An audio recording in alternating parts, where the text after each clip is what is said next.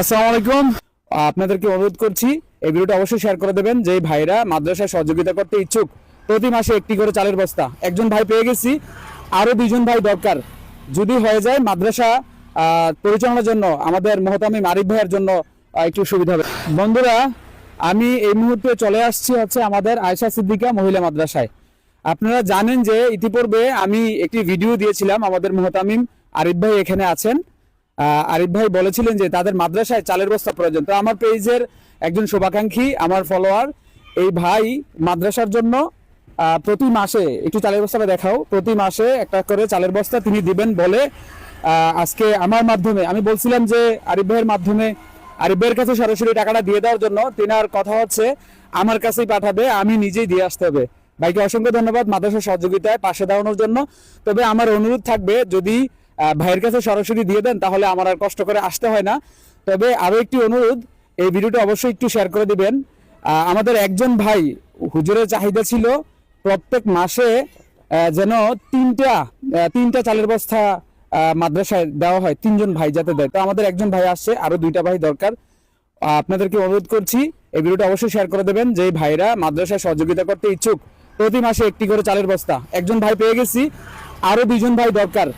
যদি হয়ে যায় মাদ্রাসা পরিচালনার জন্য আমাদের মহতামিম আরিফ ভাইয়ের জন্য একটু সুবিধা হবে। ভাই যদি একটু কিছু বলতেন, আপনার মাদ্রাসায় এই যে চালের বস্তাটা আজকে আসছে, আরো দুজন ভাই দরকার, এই বিষয়ে যদি একটু কিছু বলতেন। আলহামদুলিল্লাহ, আমরা এর আগে একটা ভিডিও দেওয়ার কারণে আমার ভাইয়ের মাধ্যমে আমরা বলেছিলাম যে 3টা চালের ব্যবস্থা হয়ে গেলে আমাদের মাদ্রাসা চালাইতে সুবিধা হয়। তো আলহামদুলিল্লাহ, তো এক ভাই আমাদেরকে এক বস্তা চাউল দিয়েছে এবং প্রতি মাসে উনি দিবেন। তো আর যদি 2টা ভাই হয়ে যায় তাহলে আলহামদুলিল্লাহ আমাদের মাদ্রাসা চালাইতে আমাদের অনেক সহজ হয়ে যায়। তো যে ভাই আমাদের মাদ্রাসায় এক বস্তা চাউল দিলেন, ওনাকে আন্তরিক শুভেচ্ছা এবং অনেক অভিনন্দন জানাই। আল্লাহ পাক ওনাকে যেন ওনার কামাইয়ের মধ্যে বরকত দান করেন এবং আল্লাহ যেন ওনাকে সকল প্রকারের বালা মুসিবত থেকে হেফাজত রাখেন। আল্লাহ যেন ওনার এই সহযোগিতা এবং এই দানকে আল্লাহ কবুল মঞ্জুর করেন। আমাদের এই মাদ্রাসাটা হচ্ছে ঢাকা চট্টগ্রাম মহাসড়কের থেকেও দেখা যায় মাদ্রাসাটা।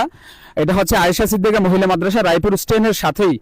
রায়পুর স্ট্যান্ড থেকে 200 গজ একটু উত্তর দিকে আসলেই হাতের বামেই মাদ্রাসাটা। তো আজকে আমরা এই চালটা পেয়ে খুবই খুশি। রনি ভুয়া এফবি আর ফেসবুক পেজের মাধ্যমে অনেকেই সহযোগিতা করে অনেক জায়গায়। এই মাদ্রাসাতে এই সহযোগিতাটা খুব প্রয়োজন ছিল। চালের বস্তা হচ্ছে আমরা মাদ্রাসাতে নিয়ে আসছি। যে ভাইটি এই চালের বস্তার জন্য টাকা দিয়েছিল 2850 টাকা। তো টাকাটা হচ্ছে বিকাশে পাঠাইছে। বিকাশের খরচ বাদ দিয়েই আপনার চালের বস্তা হচ্ছে 2500 টাকা, রিক্সা ভাড়া সহ অটো ভাড়া সহ 150 টাকা খরচ গেছে, আর ব্যালেন্স আছে 205 টাকা।